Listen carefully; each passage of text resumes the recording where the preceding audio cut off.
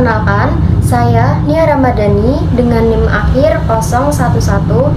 Saya akan memberikan penjelasan tentang beberapa contoh dari kesalahan penggunaan bahasa pada kehidupan sehari-hari. Yang pertama, pada gambar di samping ini terdapat banner yang bertuliskan warung tahu telur Lamongan Cak Kentung, sedia tahu telur nasi, tahu telur lontong, dan tahu lontong. Pada banner yang mempromosikan tahu telur tersebut terdapat kesalahan, yaitu berupa kata telur, yang dimana pada Kamus Besar Bahasa Indonesia kata telur itu yang baku adalah kata telur.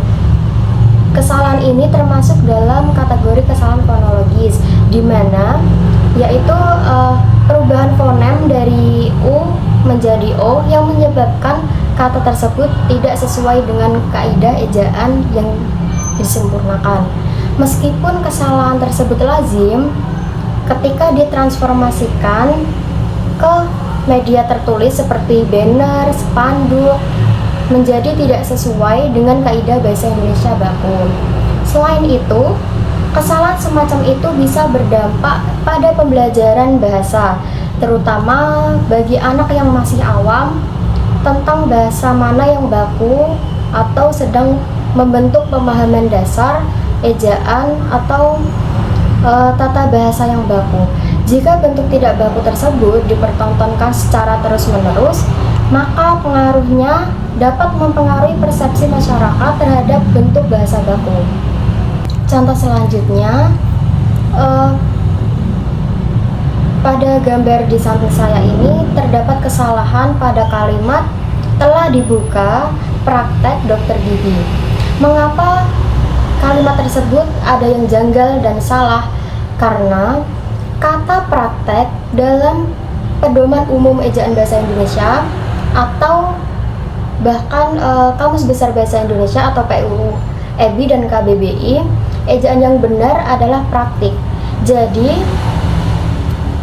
kata praktik merujuk pada kegiatan suatu profesi atau penerapan suatu teori dalam bidang tertentu. Jadi penggunaan kata praktek yang tertulis dalam banner tersebut merupakan bentuk tidak baku yang masuk sering digunakan. Kesalahan tersebut sering dijumpai di sekitar kita karena keawaman orang yang tidak menahu tentang ejaan yang benar dalam bahasa Indonesia. Pembicaraan kesalahan ejaan seperti ini dapat berkontribusi pada penyebaran bentuk tidak bagus, khususnya kepada anak-anak yang masih awam saat membaca tulisan yang ada di sekitar kita pada lingkungan mereka sehari-hari. Oleh karena itu, pemerintah harus melakukan pembinaan terhadap pihak-pihak yang terkait untuk mengutamakan penggunaan bahasa Indonesia yang baik dan benar. Penggunaan ejaan yang tepat tidak hanya mencerminkan kemampuan berbahasa, tetapi juga menunjukkan penghargaan terhadap pesan nasional sebagai simbol identitas dan alat komunikasi yang efektif.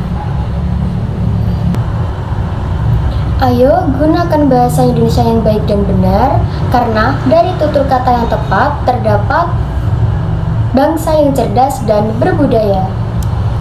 Wassalamualaikum warahmatullahi wabarakatuh.